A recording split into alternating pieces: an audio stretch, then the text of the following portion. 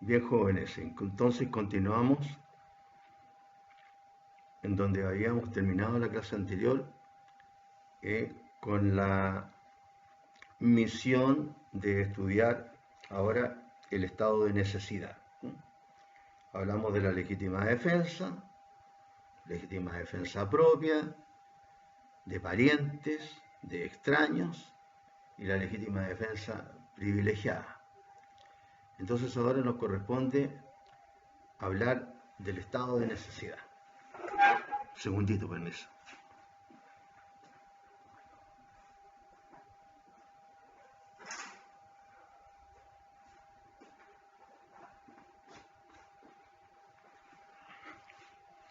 El estado de necesidad.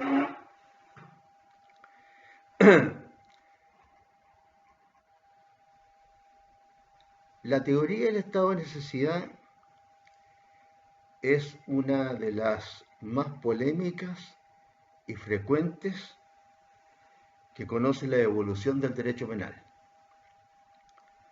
porque mirada en su conjunto está vinculada no solamente a la antijuridicidad, sino que particularmente a la de la culpabilidad.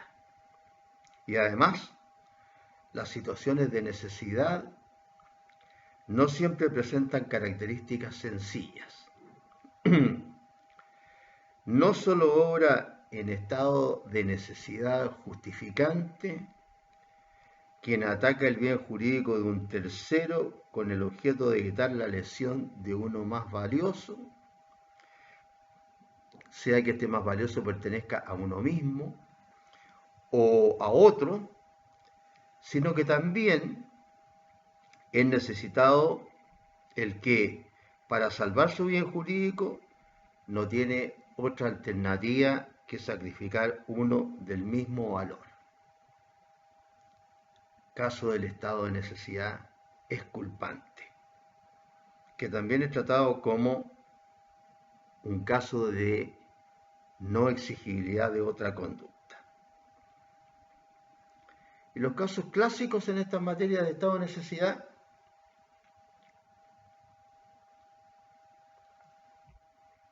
Los casos clásicos del necesitado son el de el náufrago que se agarra a la última tabla flotante.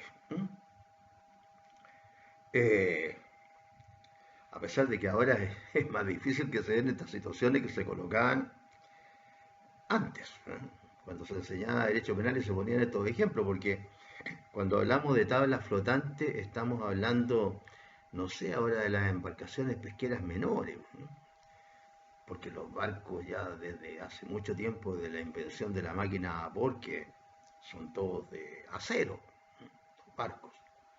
Entonces estamos hablando de embarcaciones menores, para el caso del ejemplo. Entonces, el del náufrago que se agarra a la tabla flotante. Y el del alpinista suspendido sobre el barranco que corta la cuerda y deja caer a su acompañante. Imagínense ustedes que hay un alpinista, ¿no es cierto?, que lleva a otro detrás y el otro al otro detrás, ¿no es cierto?, y que para salvarse tiene que cortar la cuerda nomás para que no se lo lleven los demás a él también hacia abajo. Están colgando en el barranco, en el precipicio.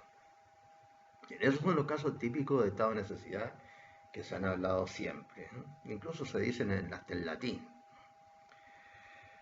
Es decir, cuando el conflicto surge entre bienes o derechos desiguales, se trata del estado de necesidad justificante, aquel del cual habla nuestro código, en el artículo 10,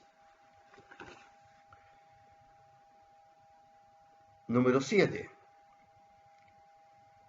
en el que comienza diciendo: el que para evitar un mal ejecuta un hecho que produzca daño en la propiedad ajena, siempre que concurran las circunstancias siguientes. O sea, en el estado de necesidad justificante, lo que se sacrifica es la propiedad.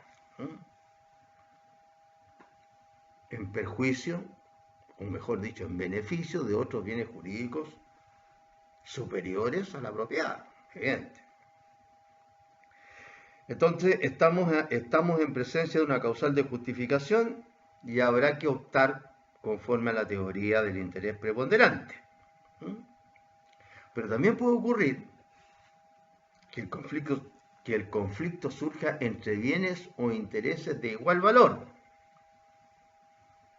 bienes o derechos iguales, en donde acá se trata del estado de necesidad exculpante. Cuando hay bienes o derechos iguales, estado de necesidad justificante. Se sacrifica la propiedad, en el caso chileno, en beneficio de otros bienes de mayor valor. Y cuando se trata de bienes o derechos iguales, se habla de estado de necesidad exculpante. Y aquí estaremos en presencia de una causal de inexigibilidad de otra conducta, ya que la acción del necesitado es típicamente antijurídica, pero no puede serle reprochada porque es imposible exigirle una conducta distinta, por lo cual se le sitúa comúnmente en el ámbito de la culpabilidad. No se le puede exigir a una persona que ante la pérdida de su vida intente, para salvarla, perjudicar la vida de otro, que es el caso de la tabla de salvación en el mar, o el caso del alpinista. No se le puede pedir eso. No se le puede pedir al ser humano que vaya más allá de su condición de ser humano. Entonces,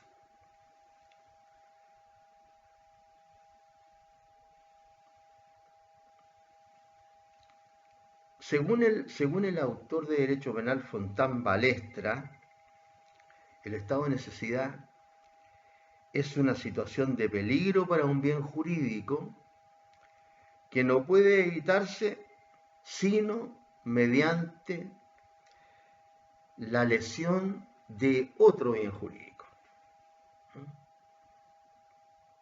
Situación de peligro para un bien jurídico que no puede evitarse sino mediante la lesión de otro bien jurídico.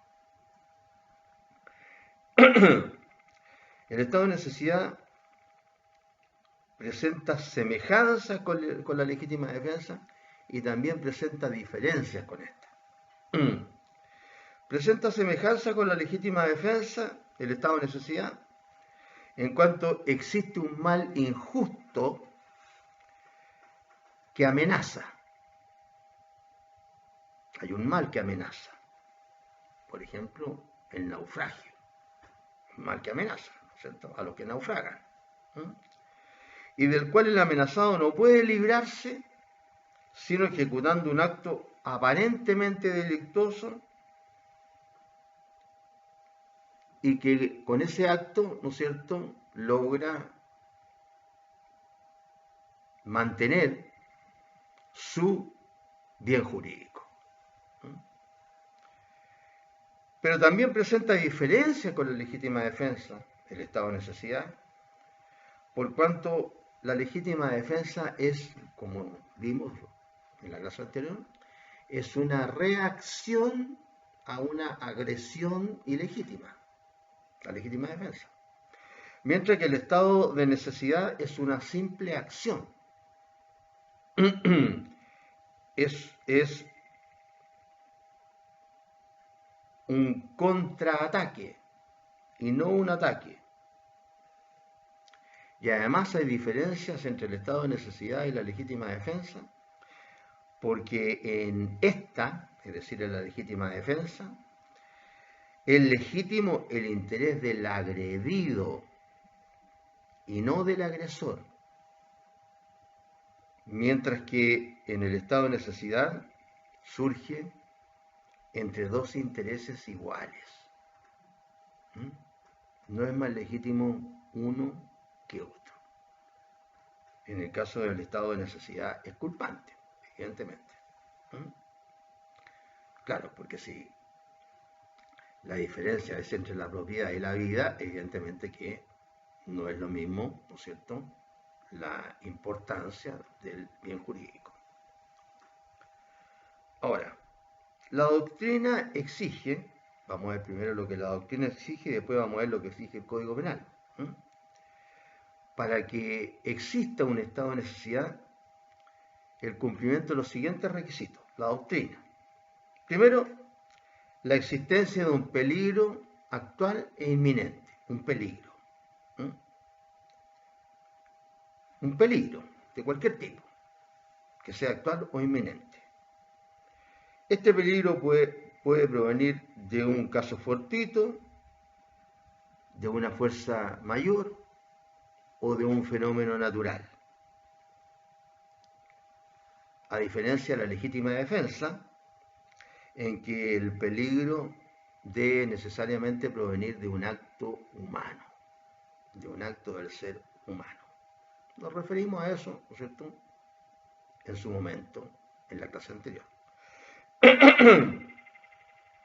El segundo elemento que exige la doctrina al estado de necesidad es la injusticia del mal que se trata de evitar. No debe existir obligación personal de sacrificarse. Ya lo dijimos, ¿no es cierto? No se puede exigir al ser humano aquello que es inexigible. No se le puede exigir otra conducta, inexigibilidad de otra conducta. No debe existir obligación personal de sacrificarse. Como por ejemplo el caso, que este es específico, de los escoltas de los presidentes de la República. Por ejemplo, cuando se nombra a una de estas personas, dentro, ¿no es cierto?, de las exigencias del cargo está esta necesidad. Para eso están, o si no, ¿para qué van a estar? Y ha ocurrido que hemos visto esto, ¿no es cierto? Hace años atrás, me recuerdo que hubo un atentado en contra del presidente de Estados Unidos y los escoltas se pusieron haciéndole un escudo y le llegaron, a uno por lo menos que me recuerdo, le llegaron, no sé si 1 o 2 balazos. Están para eso. Que es una cuestión voluntaria además, es un trabajo, ¿no es cierto? Un trabajo peligroso. Del punto de vista de los particulares, ya no de la función pública, esto se ha visto hasta en las películas, una película famosa, ¿no es cierto?, musical, la historia de una cantante que se llama El guardaespaldas. Claro.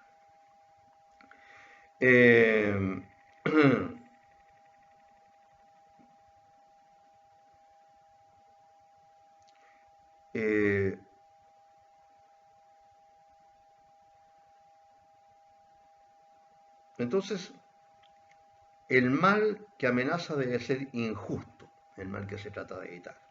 Es el segundo elemento. Y ahí colocábamos a los guardaespaldas, ¿no es cierto? En tercer lugar, la doctrina exige al estado de necesidad la imposibilidad de evitar el mal por otro medio que no sea el sacrificio del bien ajeno. No hay otra forma. Supone cierta proporcionalidad también entre el mal que amenaza y el mal que se causa para conjurar este mal o para evitarlo, dicho de otra manera nada más. Y la cuarta exigencia que se realiza es que el necesitado no haya dado lugar dolosamente al surgimiento del estado de necesidad. Lo que significa decir, según la doctrina, que si el peligro deriva de culpa del necesitado, según la mayoría de la doctrina, subsiste el estado de necesidad,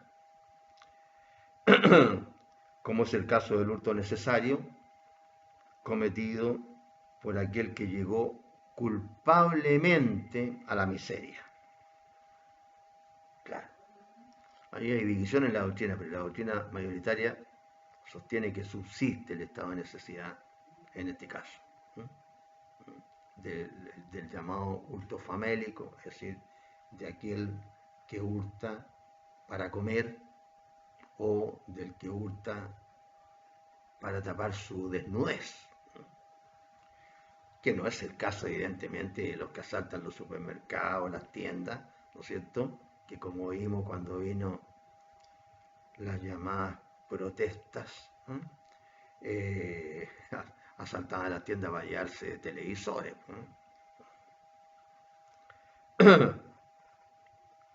Cuestión relacionada con los ejemplos, para decir que en esos casos evidentemente que no hay un estado de necesidad. Nuestra legislación solamente considera los casos de conflicto entre bienes o intereses o derechos desiguales en aquello en lo que se sacrifica la propiedad ajena. Que es el caso del artículo 10, número 7, que es el que vamos a leer ahora, porque para que digamos también algún par de palabritas a su respecto. Artículo 10, número 7.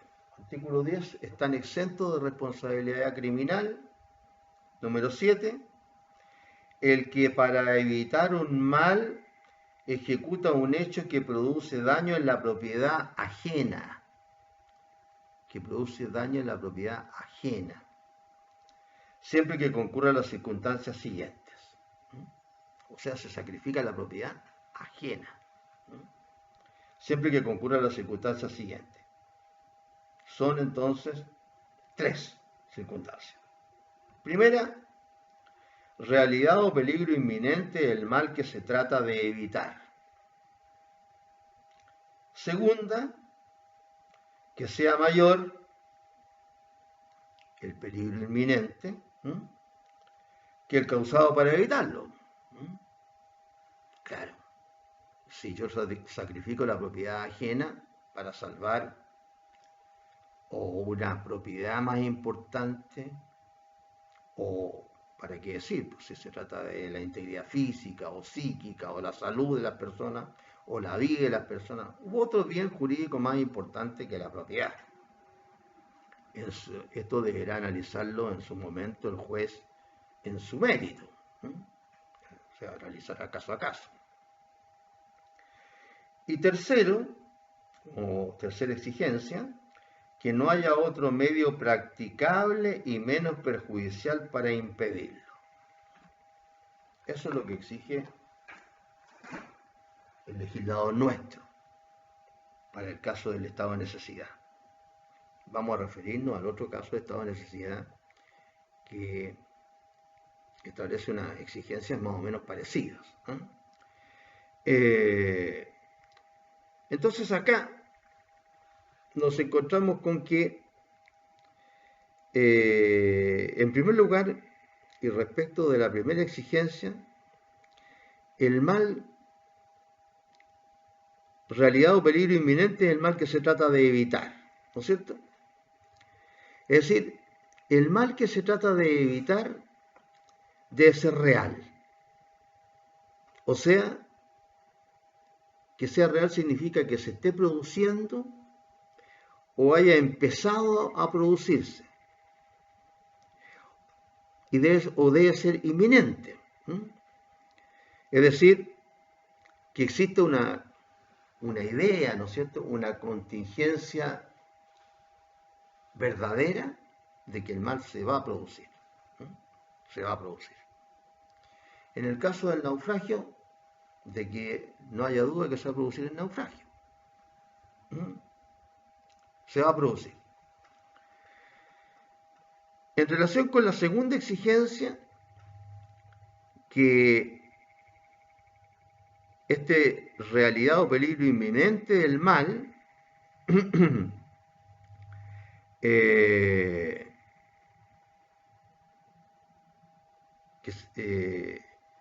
que sea mayor, este mal que sea mayor que el causado para evitarlo.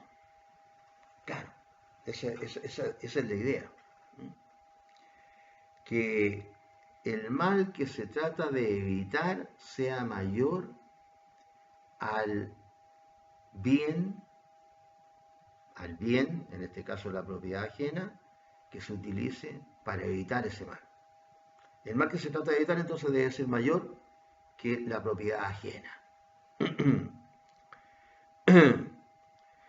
En este caso, ¿no es cierto?, esta exigencia que sea mayor que el causado para evitarlo, se alude a una cierta proporcionalidad, ¿no es cierto?, entre los males también.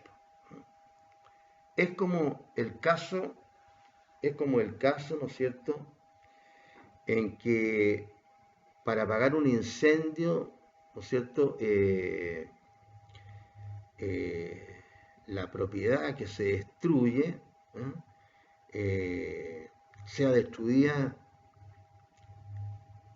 en la mejor proporción que se logre evitar. Es decir, si tenemos que apagar el incendio, bueno, si vamos a destruir la propiedad completamente, no existe ninguna diferencia. No existe ninguna diferencia para los efectos de hablar de estado de necesidad, ¿no es cierto?, del punto de vista de aquel que sacrifica la propiedad para evitar el mal mayor, pues va a quedar todo destruido igual. Claro, muchas veces es imposible, ¿no es cierto?, los materiales, de la calidad y cantidad del viento, etc. Pero eso ya es otra situación relacionada con el estado de necesidad. Es decir, de lo que se trata es de lograr una cierta proporcionalidad. Incluso estamos hablando del estado de necesidad en nuestra legislación. En el sentido de que debe existir una cierta proporcionalidad, estoy utilizando la misma palabra, en el sentido de tratar de que el mal que se causa en la propiedad ajena, ¿no es cierto?, sea menor que el mal de otro tipo, que se supone que es mucho mayor o mayor de aquel, ¿no es cierto?, que se sacrifica. Y la tercera exigencia, que no haya otro medio practicable y menos perjudicial para impedirlo. Esto dice relación con la necesidad de actuación del sujeto. Dice relación con la inevitabilidad del mal causado para neutralizar, para impedir o para conjurar al mal que amenaza. Al mal que amenaza. La ley considera la intervención de tercero en el estado de necesidad, entonces, de manera implícita. En relación con lo que estudiamos, ocurre lo mismo que en la legítima defensa, el exceso en el estado de necesidad. Ocurre lo mismo. Si no se dan todos los requisitos del estado de necesidad, ¿no es cierto?, bueno, tiene que existir siempre un mal, ¿no es cierto?, que haga que se produzca el sacrificio de bienes, en este caso, ¿qué bien se sacrifica? La propiedad ajena, para poder hablar de estado de necesidad, ¿no es cierto?, que existe este mal, que existe la cierta proporcionalidad. Y entonces, en ese caso, en que hay un exceso, entonces en esos casos, ¿no es cierto?, estaríamos razonando al igual que lo hicimos respecto de la legítima defensa. Ahora también se habla de un estado de necesidad putativo, que es lo mismo que ocurría con la legítima defensa en su momento. El estado de necesidad putativo. ¿En qué consiste este estado de necesidad putativo o en la legítima defensa putativa? En el estado de necesidad putativo se trata, o mejor dicho, consiste en la actuación de una persona que obra convencida de hallarse amparada por la fórmula legal del estado de necesidad, siendo que en realidad no concurren en su conducta los requisitos de la eximente. En el caso, por ejemplo, que hemos venido hablando del náufrago, ¿no es cierto?, sacrificaría la propiedad en beneficio de un bien jurídico de mayor valor. Pero puede ocurrir que, dadas las circunstancias, esta persona califique mal, ¿no es cierto?, que existe un naufragio. Es decir, que empiece a tomar, o mejor dicho, a realizar las exigencias del estado de necesidad, cuando en realidad en la situación que le toca vivir no está en presencia de un naufragio efectivo, por ejemplo. Por ejemplo. O el caso del alpinista que corta la cuerda que lo une a los alpinistas que están debajo de él. Tenía otras posibilidades de salvarse. Y no era necesario cortar la cuerda. Entonces ahí nos encontramos con que existe una situación que pareciera que justifica el sacrificio de un bien en beneficio de otro de mayor valor. Pero en realidad, en la apreciación que está haciendo el necesitado del estado de necesidad, ¿cierto?, el necesitado, hay una, ¿cómo podríamos decirlo?, una mala calificación de las circunstancias que lo llevan a apreciar una situación como de estado de necesidad que en realidad no lo es. Lo mismo ocurre con la legítima defensa. Cuando yo le ponía el ejemplo de antes de cómo se llama, que uno califica mal la agresión ilegítima. De repente a lo mejor pudo haber sido hasta una broma que una persona le quiso realizar a uno, en el caso de la legítima defensa propia.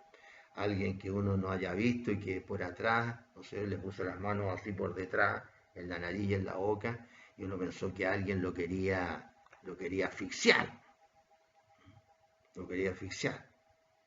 Y entonces a lo mejor la reacción, en este caso de legítima defensa, no guardaba relación con la apreciación que hizo la persona, ¿no es cierto?, de la agresión ilegítima. Y a lo mejor, ¿no es cierto?, en el caso de la agresión ilegítima, el medio que utilizó, ¿no es cierto?, si es que hubiera tenido una pistola y le hubiera disparado para atrás, por ejemplo, ¿sí?, no habría sido consecuencia de la calificación que hizo de los hechos, de la calificación de hechos. No estamos hablando de la calificación de derechos, sino que de la calificación de los hechos. Entendió mal el momento y pensó que estaban en una situación de agresión ilegítima cuando en realidad no lo era. Acá lo mismo con el estado de necesidad. Se califica mal los hechos que para el necesitado constituirían, ¿no es cierto?, un mal que tiene que evitar. Y entonces está ante un mal que en realidad es inexistente, porque apreció mal los hechos y reacciona por ende también mal. El bien o los bienes que sacrifica de repente no guardan relación con una situación efectiva de un mal, ¿no es cierto?, inminente que hay que evitar. Entonces acá habría un caso de error, ¿no es cierto?, de un error. En el caso del error estaríamos hablando de un error sobre las circunstancias del hecho.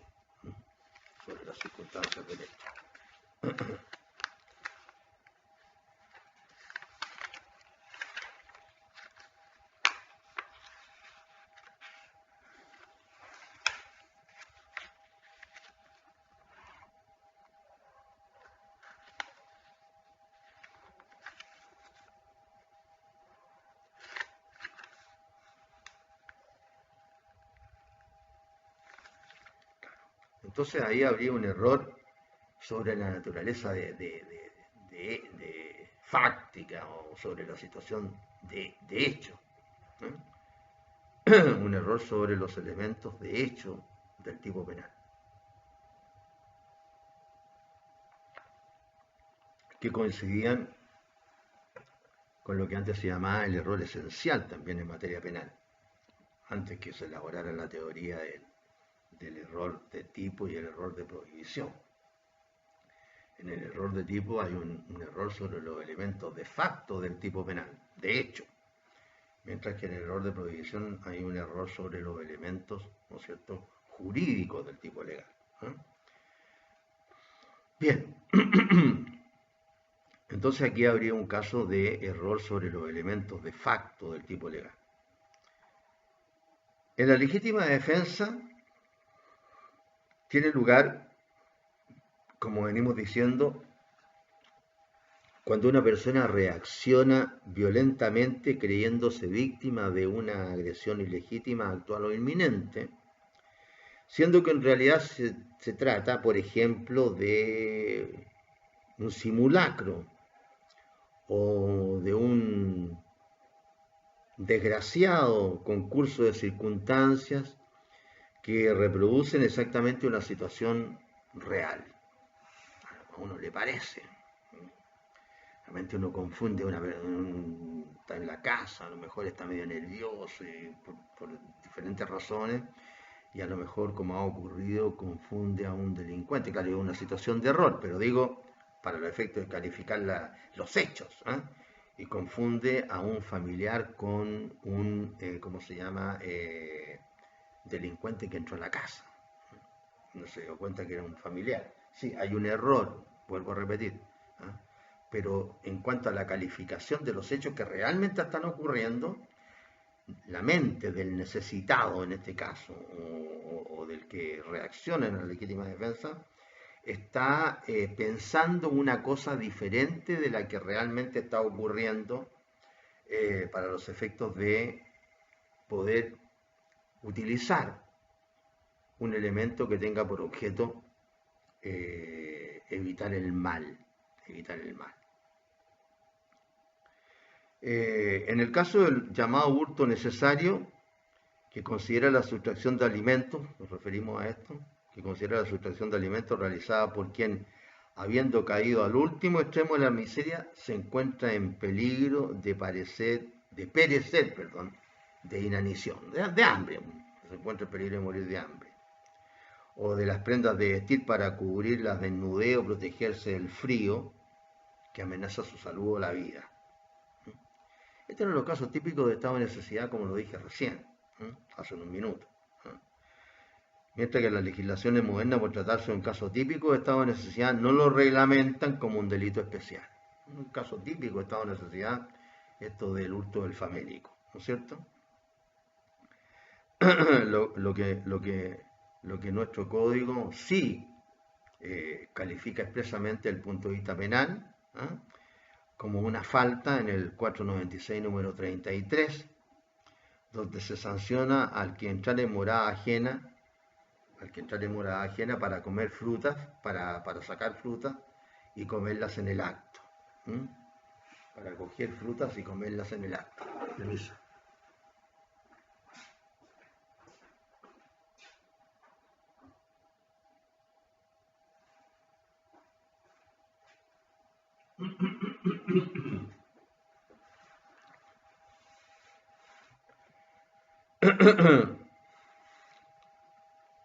Eso es lo que podemos señalar en el estado de necesidad, terminando con esta otra forma de estado de necesidad, dando una explicación de esta otra forma muy parecida, que ya no se encuentra en el artículo 10, número 7, en la forma tradicional, antigua que existía, sino que se adicionó otra forma de estado de necesidad, ¿eh? Bastante más complicada, ¿no?, pero que en el fondo también se trata de otro caso de estado de necesidad en el que algunos de los elementos, ¿no es cierto?, del artículo 10, número 7, son bastante parecidos con los de este artículo 10, número 11, que tiene como se llama, más exigencias que el caso del 10, número 7. En el caso del 10, número 7, se señala el que para evitar un mal ejecuta un hecho que produzca daño en la propiedad ajena. Mientras que en el caso del 10, número 11, se trata del caso del que obra para evitar un mal grave para su persona o derecho o los de un tercero, siempre que concurran las circunstancias siguientes. Es decir, acá no estamos hablando, ¿no es cierto?, de que para evitar el mal se va a sacrificar la propiedad ajena. ¿Mm? Aquí simplemente se está hablando de que se obra para evitar un mal grave para la persona o derecho o los de un tercero, siempre que concurran las circunstancias siguientes. ¿Mm? Primero, actualidad o inminencia del mal que se trata de evitar. Esta exigencia es igual que la primera del estado de necesidad anterior. Realidad o peligro inminente del mal que se trata de evitar. Es decir, hay un mal, ¿no es cierto?, que se trata de evitar. Y este mal tiene que ser actual, es decir, que está ocurriendo, o inminente, es decir, que no hay duda de que va a ocurrir. En segundo lugar, o la segunda exigencia, es que no exista otro medio practicable y menos perjudicial para evitarlo. Esta circunstancia segunda de este número 11 es igual a la circunstancia tercera del número 7, que señala que no haya otro medio practicable y menos perjudicial para evitarlo. Entonces, acá dice que no existe otro medio practicable y menos perjudicial para evitarlo. Casi lo mismo, cambiándose las palabras. En tercer lugar, que el mal causado, y acá no señala a la propiedad ajena, que el mal causado no sea sustancialmente superior al que se evita. Mientras que en el caso del número 7, se habla de que para evitar el mal, ¿no es cierto?, se produce daño en la propiedad ajena. Acá no.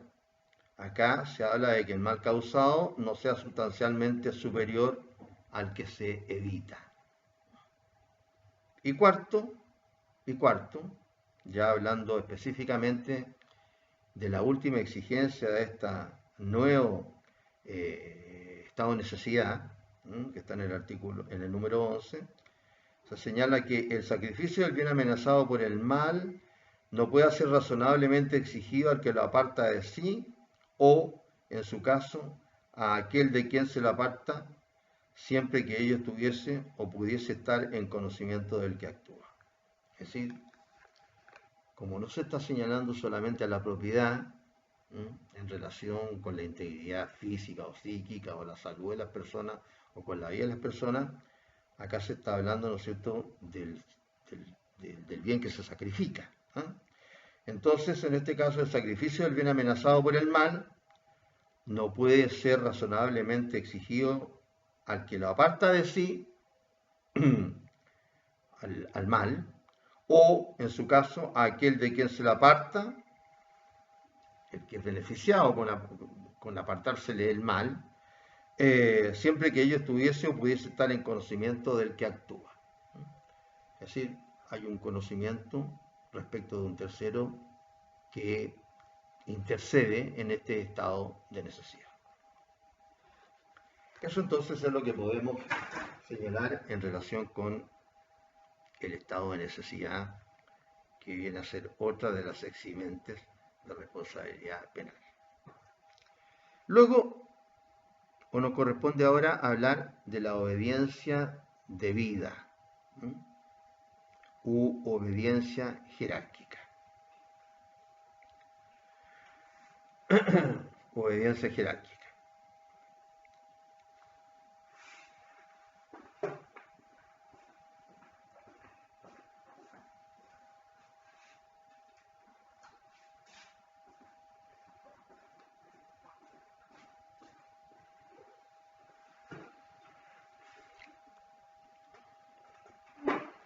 Uno, lo digo esto de antemano, cuando habla de la obediencia debida o de la obediencia jerárquica, inconscientemente se traslada ¿cómo se llama? Al aspecto de los a la relación que existe entre los uniformados. Pero esto tiene un ámbito mucho más grande, en relación, como se llama, con el resto de los funcionarios públicos. Eh, y tradicionalmente el problema se plantea en orden a los actos ejecutados por el inferior en cumplimiento de un mandato del superior. En cumplimiento de un mandato del superior. El Código Penal chileno asimila la obediencia debida al cumplimiento de un deber que reglamenta en el artículo 10, número 10, que dice: el que obra en cumplimiento de un deber o en el ejercicio legítimo de un derecho, autoridad, oficio o cargo.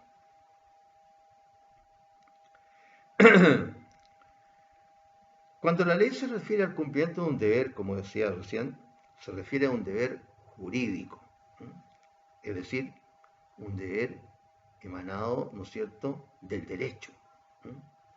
Deber jurídico que puede provenir de la ley misma, entonces hablamos de un deber sustancial, o cuando la ley no ordena la conducta, sino que ordena realizar lo que otra persona determine, llamado deber formal o de obediencia.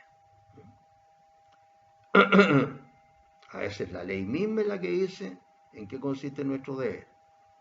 A veces la ley nos dice que debemos hacer lo que otra persona nos dice que debemos hacer.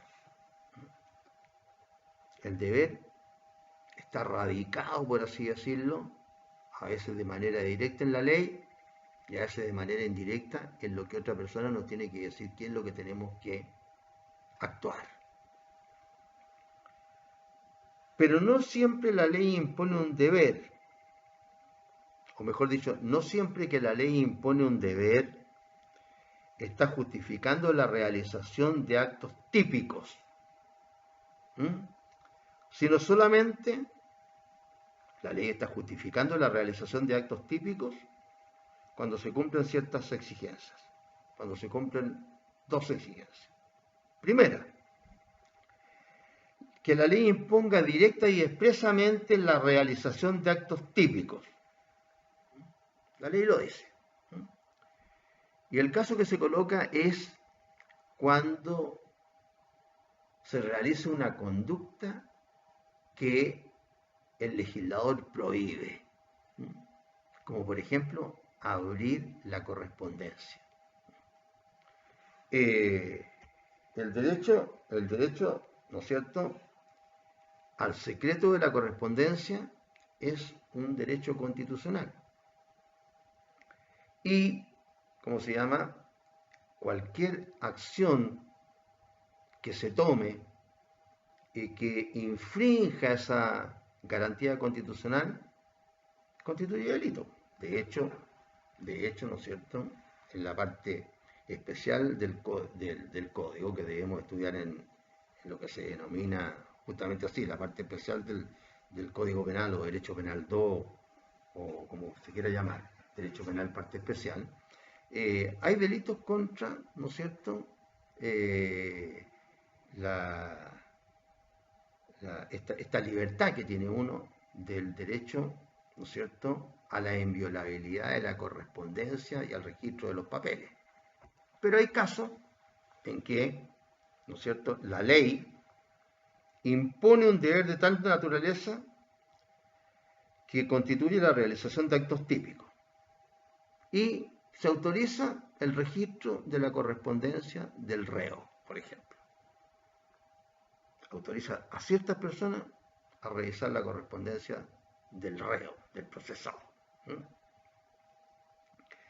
Entonces en esos casos es la propia ley la que autoriza. Pero también existen casos, como dije antes, en los que la ley impone un deber de tal naturaleza que no puede efectivamente ser cumplido sino a través de la realización de actos típicos, aunque estos no sean expresamente indicados.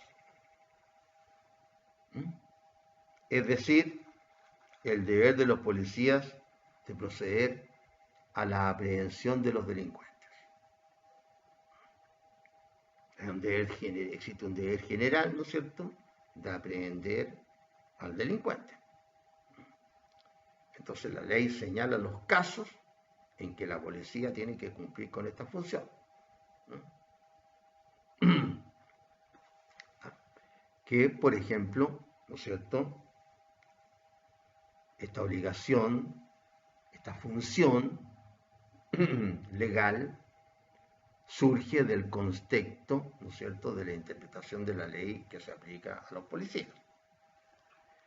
Claro, hay algunos mandatos de este tipo que simplemente no se cumplen, sobre todo en estos tiempos. Como por ejemplo,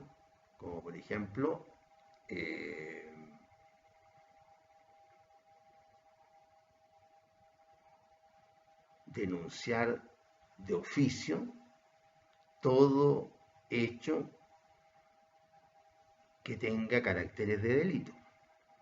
El Código Procesal Penal señala una serie de funcionarios que tienen la obligación de denunciar y no lo hacen nomás.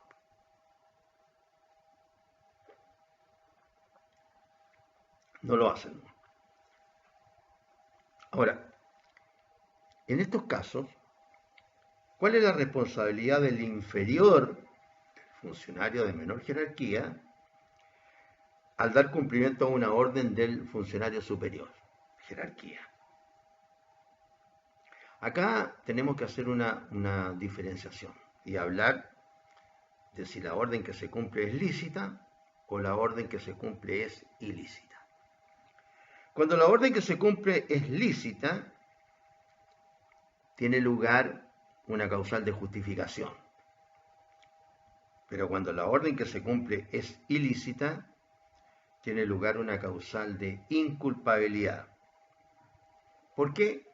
Porque aquí responde, ¿no es cierto?, el superior que ordenó el cumplimiento de una orden ilícita. Entonces acá deberíamos también decir algunas palabras respecto de los principios que rigen la responsabilidad del inferior que da cumplimiento a una orden ilegal, a una orden ilícita. Y acá nos encontramos con tres principios. Tres principios. El principio de la obediencia absoluta, el principio de la obediencia relativa y el principio de la obediencia reflexiva. El principio de la obediencia reflexiva. ¿En qué consiste el principio de la obediencia absoluta? En que el subordinado, el que está cumpliendo la orden del superior, tiene que cumplir sin discusión la orden de su superior jerárquico.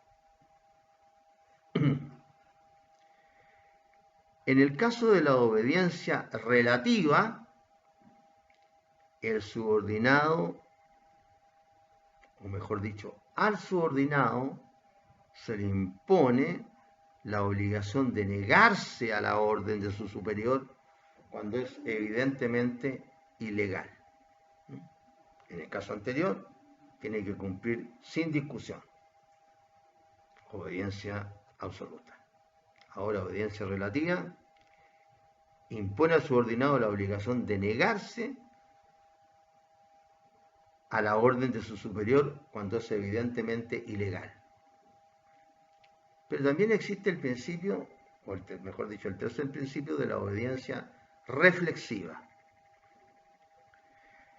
Caso en el cual el subordinado debe representar al superior jerárquico la ilegalidad de la orden, pero si éste la reitera esa misma orden, el inferior, el funcionario inferior, queda obligado a cumplirla, pero liberándose de responsabilidad. Responsabilidad que recaerá sobre aquel que insistió en el cumplimiento de la orden. Este es el principio que se aplica en Chile, el principio de la obediencia reflexiva, en donde el inferior debe representar al superior sobre la ilicitud de la orden, y si el superior insiste, debe cumplirla, pero, ¿no es cierto?, se libera el inferior de la responsabilidad. Bueno, esto, ¿no es cierto?, aparece en diferentes artículos del Código Penal y del Estatuto Administrativo.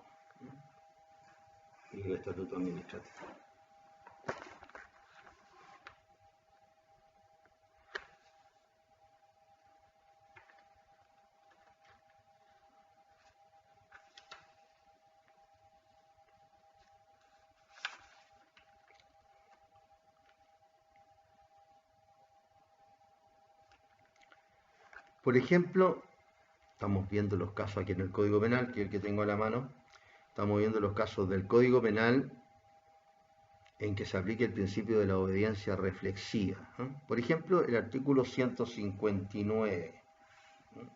¿Qué dice el 159 del Código Penal? Dice: si en los casos de los artículos anteriores de este párrafo, aquel a quien se atribuyere responsabilidad justificare que ha obrado por orden de sus superiores a quienes dé obediencia disciplinaria, las penas señaladas en dichos artículos se aplicarán solo a los superiores que hayan dado la orden. Solo a los superiores que hayan dado la orden. ¿Sí? Si justifica que ha obrado por orden de sus superiores a quienes dé obediencia disciplinaria, las penas señaladas en dichos artículos se aplicarán solo a los superiores que hayan dado la orden. ¿Sí? Aquí le tiene que haber representado, ¿no es cierto?, la ilegalidad de la orden en el inferior, pero si éste la reitera, queda obligado a cumplirla y se libera entonces de responsabilidad. Después tenemos el caso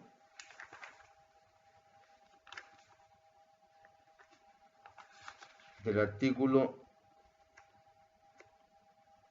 226, ¿no es cierto?, que vendría a ser el incumplimiento de órdenes emanadas de funcionarios judiciales de mayor rango. En el 226, que tiene relación con los delitos de prevaricación judicial, se señala, 226, en las mismas penas incurrirán los funcionarios, ¿no es cierto?, de rango inferior, cuando no cumplan las órdenes que legalmente se les comuniquen por las autoridades superiores competentes, a menos de ser evidentemente contraria a las leyes, o que haya motivos fundados para dudar su autenticidad, o que aparezca que se han obtenido por engaño, o se tema con razón que de su ejecución resulten graves males que el superior no pudo prever. En estos casos, el tribunal, suspendiendo el cumplimiento de la orden, representará inmediatamente a la autoridad superior las razones de la suspensión y, si ésta insistiere, obediencia reflexiva, ¿no es cierto?, le dijo las razones por las cuales no debe cumplir la orden, pero el superior insiste, estamos hablando del Poder Judicial, le hará cumplimiento, libertándose así de responsabilidad que recaerá sobre el que la mandó cumplir. Es lo que se denomina, en estos casos de prevaricación judicial, el delito de desobediencia judicial. Entonces acá se le da una orden al funcionario judicial de menor rango, se le da una orden legalmente, y se le comunica esta orden legal, y el inferior le dice, mire, esta orden es contraria a la ley. O le dice, hay motivo fundado para dudar de la autenticidad de la orden. O aparece que se han obtenido las órdenes legales que se le mandan mediante engaño. O se teme con razón que de su ejecución resulten graves males que el superior no pudo prever. Entonces, obediencia reflexiva, el inferior le representa al superior la orden. El superior le dice, cúmplala.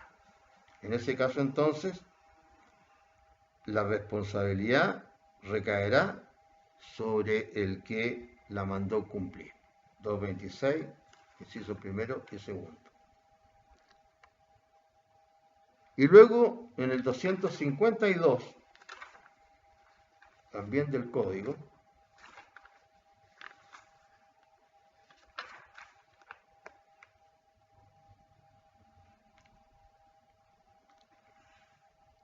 se dice derechamente, artículo 252, el empleado público que se negare abiertamente a obedecer las órdenes de sus superiores en asuntos del servicio será penado con inhabilitación especial perpetua para el cargo oficio.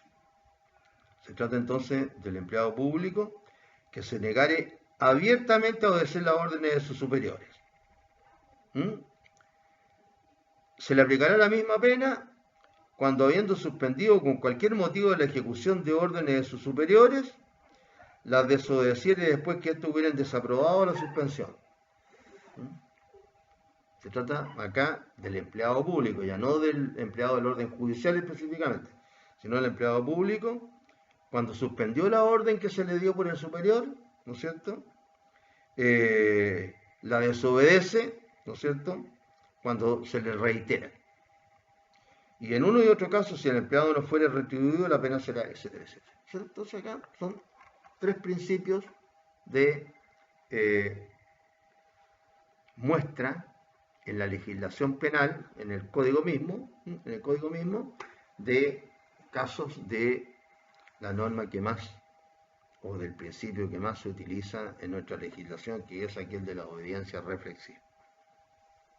Estamos hablando de los funcionarios en general, de cualquier tipo de funcionario público. Ahora, ¿qué ocurre específicamente con las Fuerzas Armadas? Con las Fuerzas Armadas.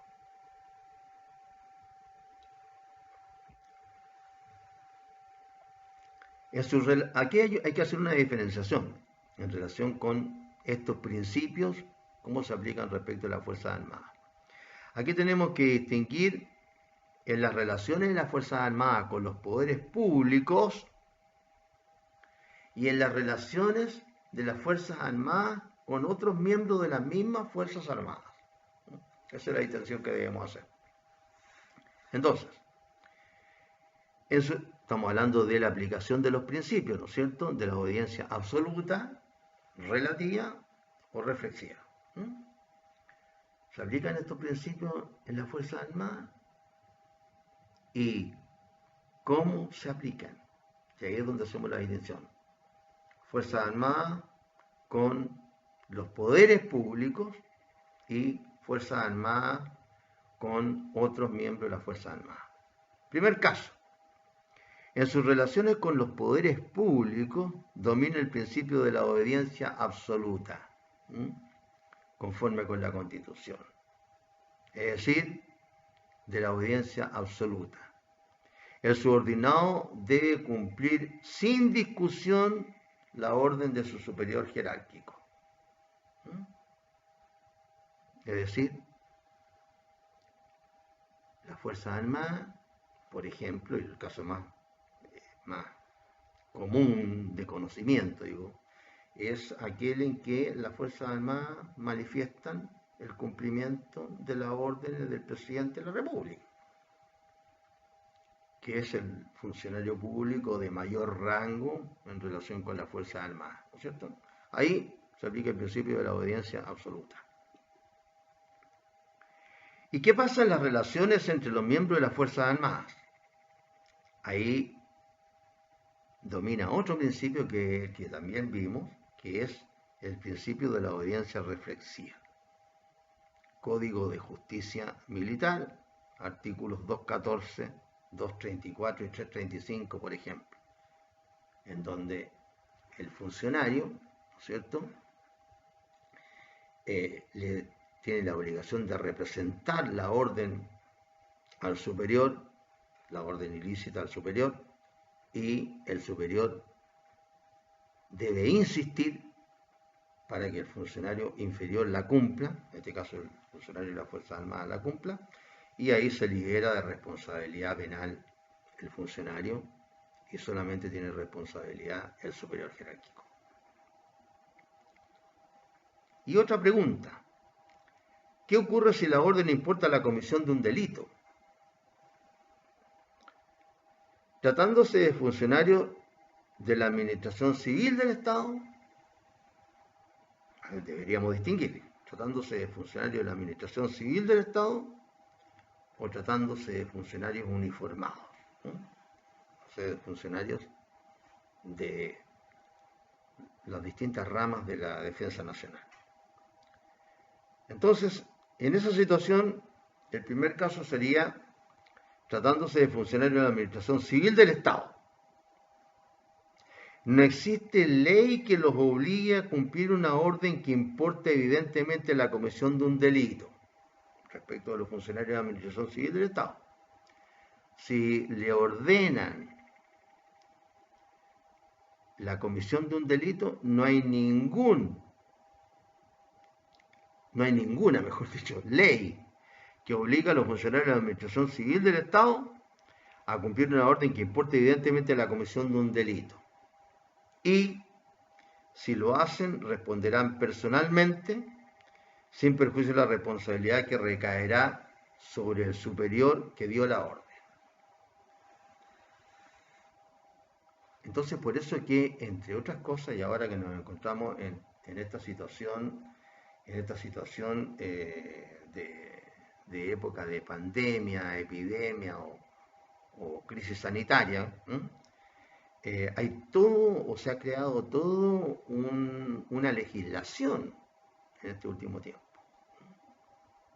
para ser aplicada en esta pandemia, en relación con las cosas que deben hacer o no deben hacer los funcionarios de todo tipo de la Administración Civil del Estado.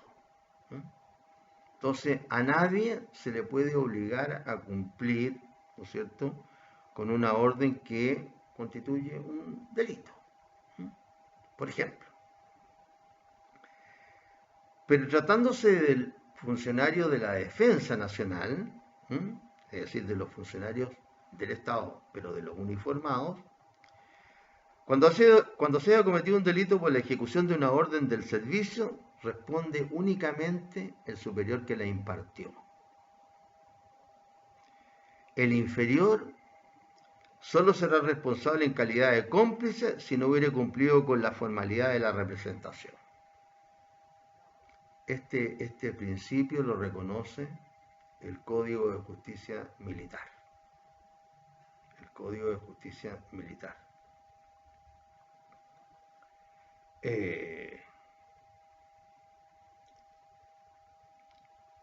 Entonces nos encontramos con que respecto de los funcionarios de la Administración Civil del Estado,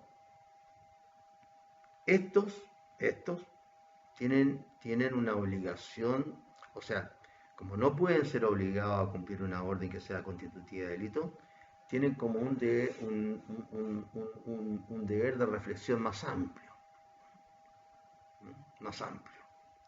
Pueden sacar más conclusiones respecto de un hecho que les aparezca como constitutivo de delito. Y por ende, si realizan la orden, que es constitutiva de delito, también tienen responsabilidad. A diferencia de lo que ocurre con el personal uniformado, que por el principio de verticalidad del mando y el principio de la subordinación, que es uno de los elementos fundamentales, ¿no es cierto?, en virtud de los cuales se asienta el mando, en ese caso Cuando se haya cometido un delito por la ejecución de una orden de servicio, responde únicamente el superior que la impartió. Claro, tiene menos capacidad de reflexión y de representación el militar que el civil, ¿no es cierto? Que el civil. Ahora, puede ocurrir que aún sin reiteración y representación, el inferior que obedece una orden ilícita pueda eximirse responsabilidad, que son hechos que ha ocurrido o principios que se ha tenido a la mano para la defensa de las personas que eran los mandos medios, etcétera, y que debieron cometer hechos constitutivos de delito durante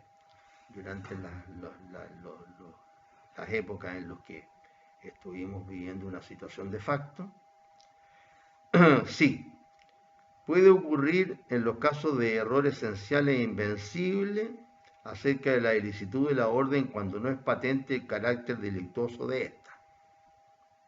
Y en los casos de no exigibilidad de otra conducta, cuando la actuación ha obedecido, por ejemplo, al respeto y acatamiento al superior, temor a medidas disciplinarias, carácter perentorio de la orden y hábito a la obediencia pasiva.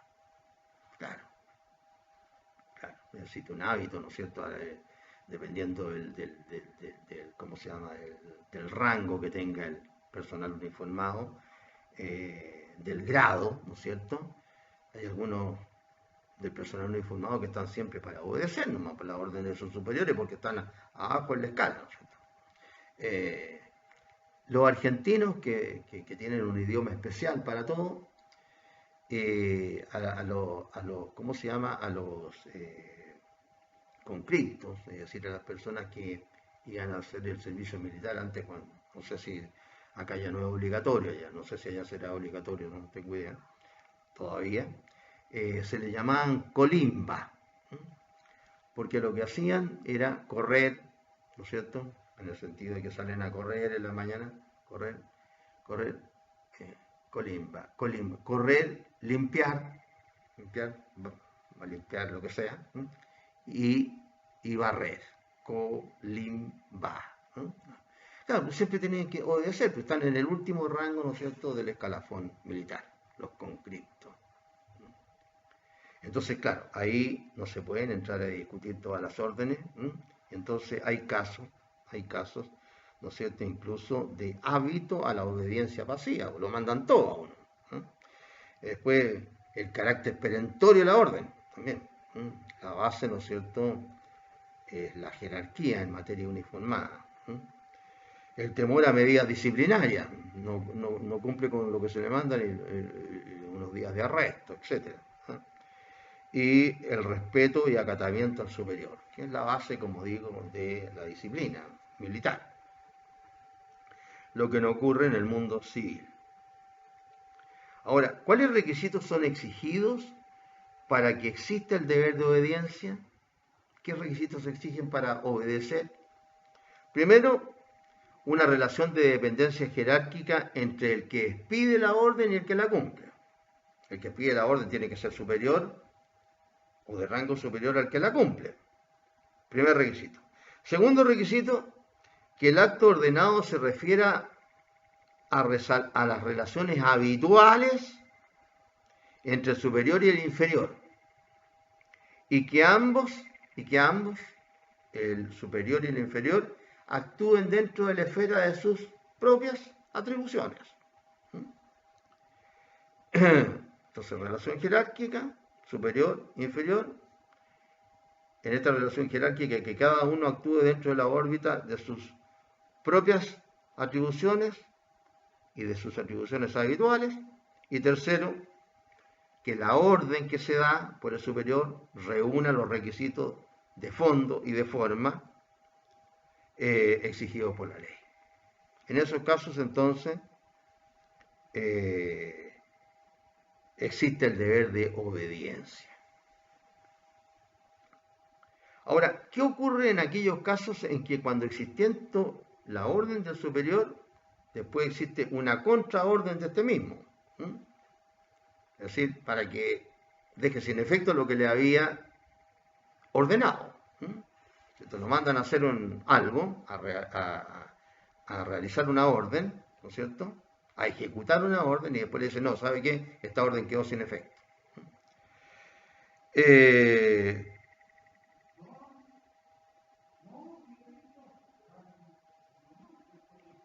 Producida la contraorden, el superior queda exonerado de responsabilidad siempre que el inferior tome conocimiento de la contraorden.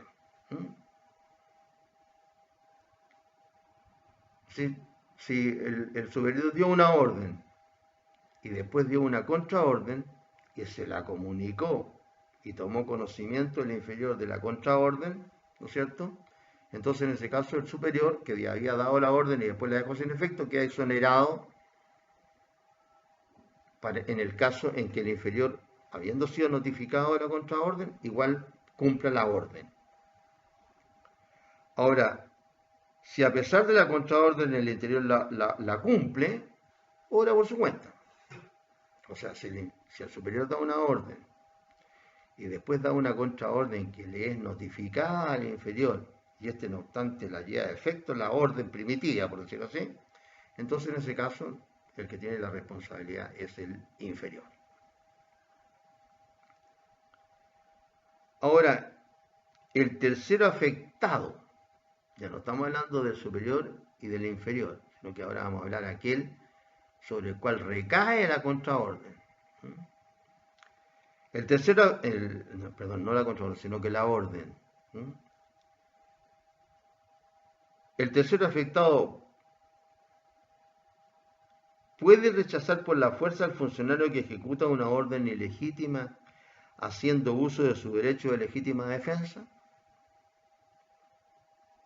Ya la relación entre el superior que dio la orden y el inferior que la recibió no termina ahí, sino que aquí va a afectar a un tercero. Entonces este tercero, en otras palabras, puede oponerse a esta orden ilegítima.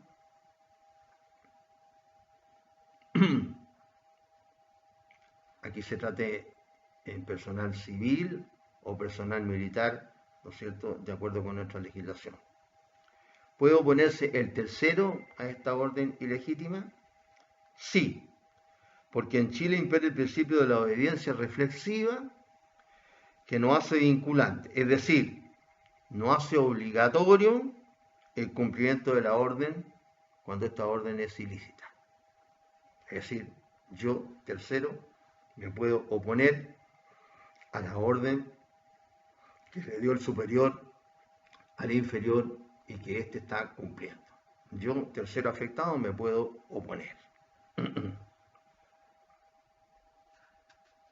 Eso es lo que podemos decir entonces en relación con esta eximente responsabilidad criminal que se denomina la obediencia debida.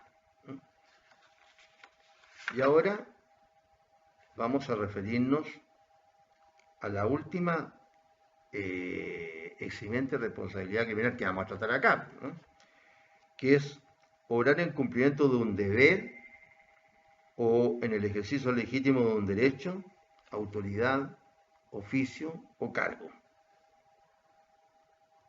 que son las eximente del artículo 10, número 10. Entonces acá vamos a dividir la materia en tres. Obrar en cumplimiento de un deber, obrar en el ejercicio legítimo de un derecho y obrar en el ejercicio legítimo de una autoridad, oficio o cargo. Segundito.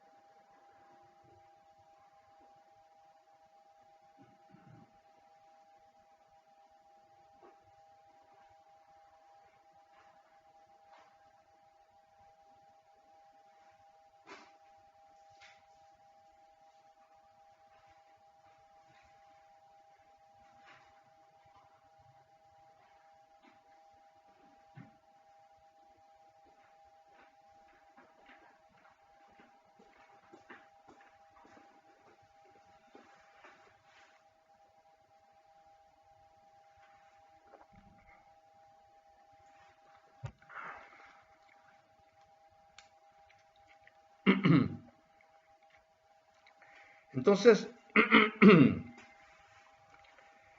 esta causal de justificación es típica, es una típica causal de justificación, eh, porque ejecuta lo que la ley ordena o permite. ¿Mm? Primer caso, entonces, obrar en cumplimiento de un deber. Se refiere a deberes, ¿no es cierto? ¿A qué deberes? A deberes impuestos por la ley. Luego, esta expresión debe tener un sentido jurídico y no ético. ¿Mm?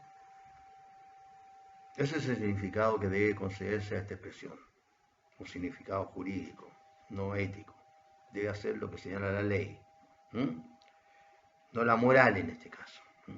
Aunque evidentemente que la mayoría, ¿no es cierto?, de las leyes que se ordenan funciones cumplen con las dos finalidades, ¿no es cierto? No se le da, como se llama, a una persona permitir que haga cuestiones en contra de la moral, pero en todo caso, la idea de la significación es de carácter jurídico, no ético. Y considera casos en que la ley impone la ejecución de actos aparentemente delictivos o delictuosos, como se quiera llamar. ¿Mm? Aparentemente. Por ejemplo, por el caso, ¿no es cierto?, eh, del gendarme que impide que la persona esté libre. El gendarme está, ¿no es cierto?, para evitar que los reclusos, que se encuentran recluidos, se arranquen. Eso es, ¿no es cierto? Imagínense ustedes, después, como se llama, el derecho a la vida, que era la pena principal que existía hasta que se derogó, ¿no es cierto?, la pena de muerte. ¿Cuál es la pena más grave que existe ahora? La que restringe la libertad. La que restringe la libertad. Mejor dicho, la que priva de la libertad. Y después están las que restringen la libertad, como los delitos, ¿no es cierto?, relacionados ya no con el presidio de la reclusión, sino que con la relegación, el destierro, etc. Restringen la libertad. Bien, el segundo, entonces ahí tenemos, ¿no es cierto?, el ejercicio de un horario en cumplimiento de un deber, de un deber impuesto por la ley, de un deber impuesto por la ley. El segundo caso es obrar en el ejercicio legítimo de un derecho. Aquí la eximente dice relación con los derechos reconocidos por la misma ley. Aquel que ejecute un acto haciendo uso de una facultad que la ley le reconoce, no habrá realizado una acción antijurídica, como por ejemplo, con el derecho de corrección que la ley concede al padre o a la madre sobre sus hijos, como por ejemplo el caso del derecho legal de retención, que otorga la ley civil en algunos casos, ¿no es cierto?, que otorga la ley civil, por ejemplo, en el caso del arrendatario, del arrendador, para que retenga ciertos bienes del arrendatario, en los casos que señala la ley, evidentemente. Y en tercer lugar, obrar en el ejercicio legítimo de una autoridad, oficio o cargo. ¿Qué mejor ejemplo que lo que está pasando ahora con las autoridades sanitarias? Son numerosos los actos realizados por funcionarios o profesionales en razón de su autoridad, oficio o cargo, que no les acarrean responsabilidad criminal, pero que serían punibles si lo ejecutaran otras personas. Como por ejemplo, ¿no es cierto?, que esto viene de la época en que se nos daban los ejemplos a mí y a mis compañeros de curso cuando estábamos estudiando en la Chile, ¿no? Y no teníamos idea que iba a venir una pandemia mundial, ¿cierto? El caso de la autoridad que en uso de su facultad ordena una detención o como dije antes, el caso del carcelero, o del médico que practica una operación quirúrgica. Se le autoriza el médico que practica una operación quirúrgica está autorizado para causar lesiones, así cometer delito. ¿Mm? Si yo le hago un tajo, ¿no es cierto?, desde aquí hasta casi el ombligo a una persona, ¿no es cierto?, me van a sancionar seguramente como delito de lesiones graves, gravísimas. Porque a consecuencia de herir, golpear o maltratar, en este caso herir, queda el ofendido, ¿no es cierto?, notablemente deforme. Imagínense el medio tajito en una operación al corazón.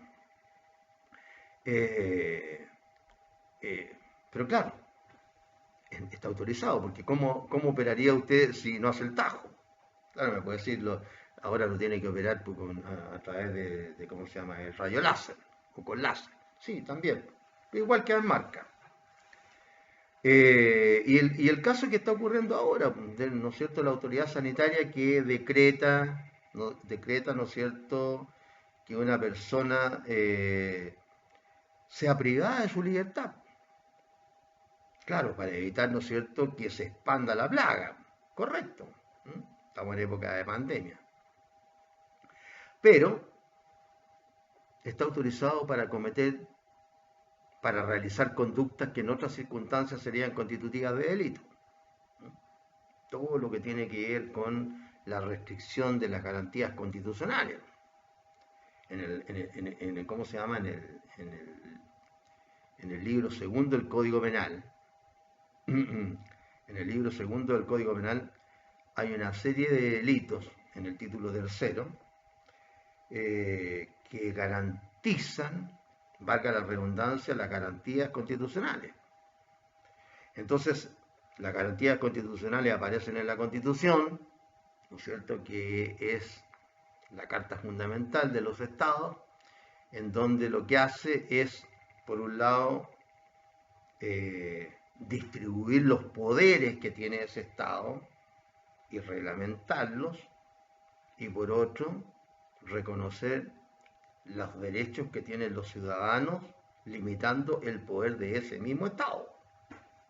Eso es una constitución, que entre otras cosas, eso es lo que mandaron a hacer dentro de un contexto a esta convención constituyente.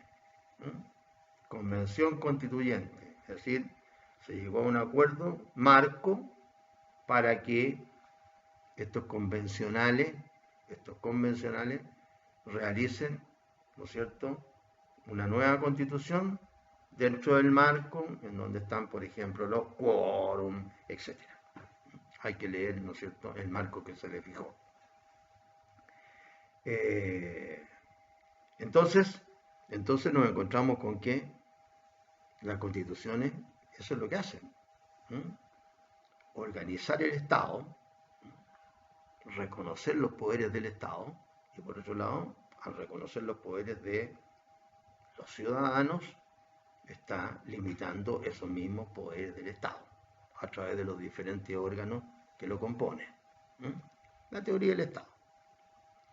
Bien, entonces, con eso explicamos, ¿no es cierto?, la eximente del ejercicio legítimo de un derecho, autoridad, oficio o cargo.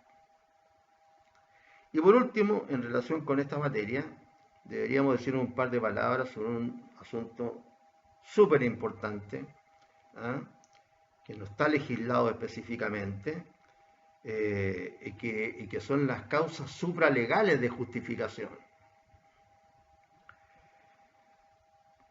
¿Puede otorgarse eficacia justificante a situaciones que el legislador no ha contemplado expresamente en el artículo 10 del Código Penal? Es decir, aquello que no está establecido en el artículo 10. ¿Puede tener eficacia justificante? Y por ende, ¿puede quedar exento de responsabilidad criminal el que actúe en determinados casos que no están establecidos en este artículo 10 del Código? La idea generalizada, ¿no es cierto?, que existe es que hay, ¿no es cierto?, otras situaciones no contempladas en este artículo 10, que establece la eximente responsabilidad criminal, pero que exigen igual tratamiento como justificantes, asilándose en que en el mencionado artículo 10, en su número 10, se permite una interpretación dentro de la cual pueden incluirse situaciones no expresamente descritas, que la unidad del ordenamiento jurídico obliga a reconocer que lo que no es lícito, perdón, que lo que no es ilícito en otros ámbitos o en otras ramas del derecho, no puede ser ilícito en otras ramas del derecho. Claro, si por ejemplo en el ámbito del derecho civil no es ilícita una determinada situación, no podría entonces en otra rama del derecho esa misma situación ser ilícita. No nos olvidemos de la coherencia que debe existir entre todas las normas del ordenamiento jurídico. Y además que existen causales innominadas o no escritas que se desprenden de los principios generales del derecho y que se basan en una interpretación extensiva, ¿no es cierto?, de la ley penal. Y en este caso,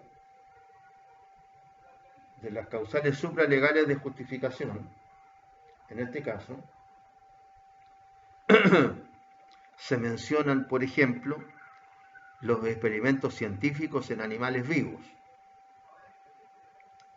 Se mencionan, por ejemplo, las violencias en los deportes lícitos. Y se menciona, por ejemplo, la desaparición del interés jurídico por el desuso de la norma. Por el desuso de la norma.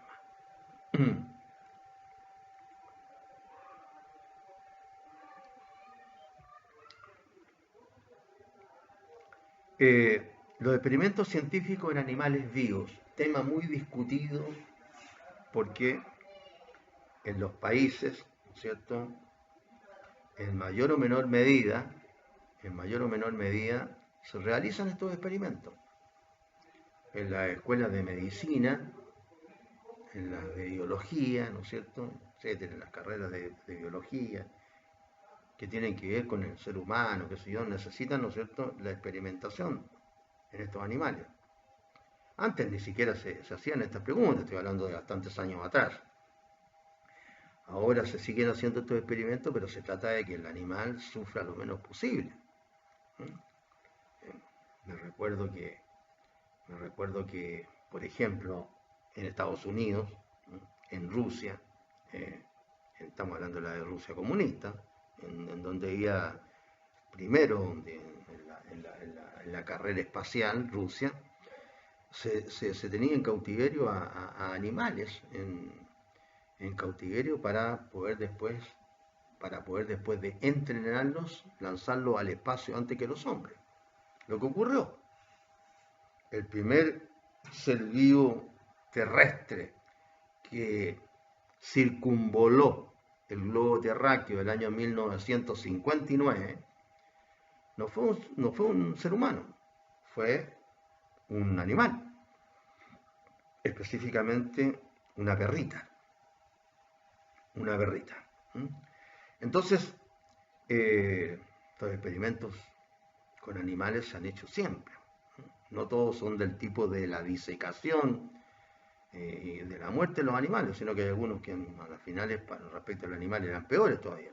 Por ejemplo, me acuerdo que por ahí vi ¿cómo se llama?, un programa. Yo soy aficionado a esta cuestión de los animales, pero desde la época que estaba en el liceo. Primero compraba, porque no había televisión, compraba, ¿cómo se llama?, revistas de animales, etc. Y me recuerdo que hubo un programa ¿cómo se llama?, que salió, que el programa que se siguió ¿cómo se llama?, con monos, con monos. Específicamente los que se supone que son los más inteligentes, que son los chimpancés. Y hubo casos de chimpancés que estuvieron más de 30 años en una jaula, algunos cerca de 40. Me acuerdo que fue muy emocionante un caso de un chimpancé que pasó toda su vida en una jaula, estas jaulas planas, por ejemplo, que están dentro del laboratorio, ni siquiera una jaula que también está encerrado, pero por último una jaula que es más alto, el techo, ¿no? Ahí está, tenía que estar casi sentado el chimpancé, no era uno, creo que habían como 40, no sé. Eh, Tenían que estar durante años, estuvieron. Me acuerdo que cuando lo liberaron a este chimpancé, después de estar como 30 y tantos años, pobrecito, en una jaula, y primera vez que salió al mundo, en uno de estos zoológicos grandes que hay no sé si era en Estados Unidos o en Europa, no me acuerdo bien, pero lo liberaron. No tenía miedo de salir de la jaula, era lo único que conocía durante toda su vida. Además los músculos, imagínense cómo los tenía. Son tan fuertes estos animales, tan fuertes que eh, igual después cuando se atrevió, después de, no me acuerdo si fueron 2 días, 3 días que estuvieron mirándolo ahí, qué sé yo, los cuidadores en el zoológico para ver si salía de la jaula a un jardín grande que tenía. Pobrecito salió y se subió a un árbol alto que hay, un árbol. Subió hasta la última copa del árbol, hasta la última rama que lo sostenía, casi al final del árbol. Y ahí estuvo, no sé, pasó la noche ahí todo. Emocionante, tremendo. Qué increíble, ¿eh? Los animales cada vez nos dan más lecciones a los seres humanos, de entereza, de todo tipo. Bueno, creo que alcanzó a vivir, pobrecito, como, no sé, 2 años o 3 años. Murió de viejo, en realidad. Pero alcanzó a vivir, por lo menos tuvo un par de años afuera, libre. No completamente, porque ya a esa altura era imposible que pudiera ser parte de un grupo de chimpancés, porque los chimpancés lo habrían muerto, no sé, no habría durado nada el pobrecito.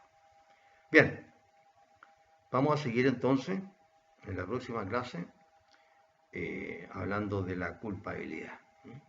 Ahí vamos a hablar de los diferentes grados de la culpabilidad, es decir, el dolo y la culpa, los requisitos de cada uno, etcétera. Vamos a hablar, ¿no es cierto?, de las teorías sobre la naturaleza de la culpabilidad, la teoría psicológica, la teoría normativa, la teoría finalista. Ya hemos hablado, ¿cierto?, modo de ella. Vamos a hablar también todo esto, apuntes básicos. Vamos a hablar de los delitos calificados por el resultado. Vamos a hablar de la imputación, culpabilidad y responsabilidad. Y vamos a hablar de las acciones libres en causa. Así vamos a completar y van a quedar ustedes con su idea más o menos como se corresponde dentro de lo que nos está tocando vivir en este ramo. Igual vamos a pasar la teoría de la reacción social y de la pena. Bien, jóvenes, nos estamos viendo entonces en la próxima clase.